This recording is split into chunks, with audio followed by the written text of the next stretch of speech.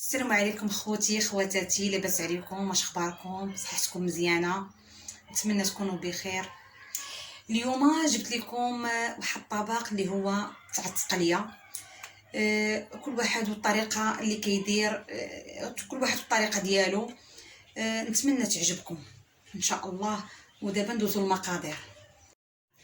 عندنا التقليه مقطعه ومغسوله، عندنا 2 معالق كبار ديال القزبر ومعدنوس مقطعين، عندنا 4 ريوس ديال الثومه محكوكين، وعندنا في التوابل الملحه وراس معلقه ديال البزار، راس معلقه ديال الكمون، معلقه صغيره ديال الخرقوم العرق، معلقه كبيره تاع سكينجبير، معلقه صغيره ديال التحميره او الفلفل الحلو. عندنا البصله كبيره، بصله كبيره مشلضه بهذه الطريقه، عندنا حامضه مرقده، عندنا الزيتون الاحمر للتزيين، وعندنا واحد ربع كاس زيت الزيتون. ودابا غادي نديرو التقليه في طنجره الضغط، نزلوها فيها ونديرو البصله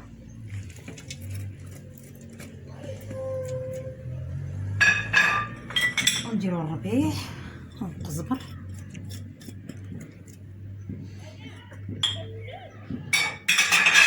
ونديرو الثوم ونديرو التوابل.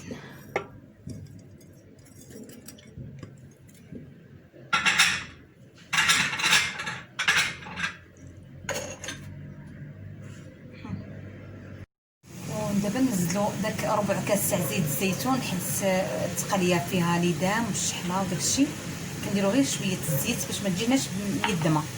ودابا داك المحامضه المرقده نزلوها حتى هي، والملحه حاولوا ما تكثروش حسب الذوق، حيت المصير حتى هو تيكون مالح. الحامض ديما معروف عليا الملحه كتكون فيه باش ما تجيكمش مالحه.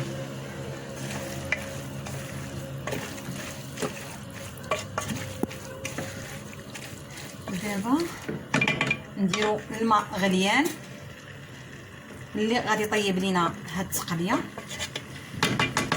ونرجع معكم.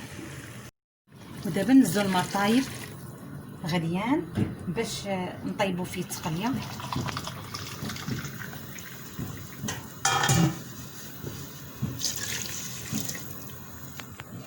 صافي ونخليوها طيب جهد نص ساعه تقريبا ونحلو عليها.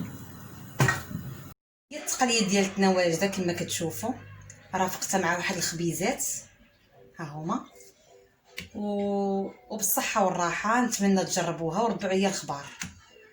الى فيديو قادم ان شاء الله.